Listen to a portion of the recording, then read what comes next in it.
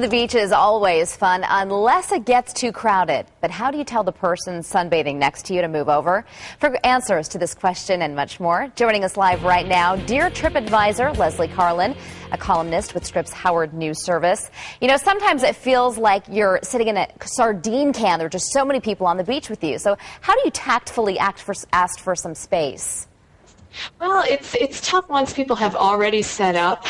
What I would do is when you see the people coming and eyeing that spot next to you, that's when you could say, like, you know, it's getting a little crowded over here, but there's plenty of space down there. And if they've got a lot of stuff, you could always offer to help them carry it. Sometimes that's just the objection, that people don't want to schlep their things a little farther down the beach.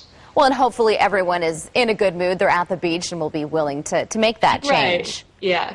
Okay, we also have somebody writing in. Is it okay to ask a taxi driver, if you're on vacation, to change the radio station? I know a lot of people are watching the World Cup this week.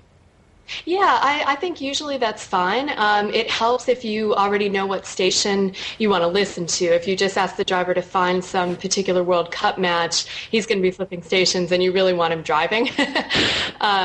So try to find that out in advance. But usually most cabbies don't mind at all. Just remember when you tip. All right, good advice there. Now, a burning question here.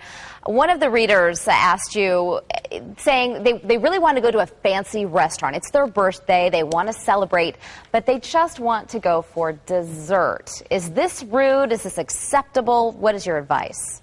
Well, I think it's okay as long as you think about the wait staff, because they're expecting every table they take care of to order a full meal and then tip them accordingly. So if you go in there on the restaurant's busiest night and then sit there and take up a table, that's not really nice.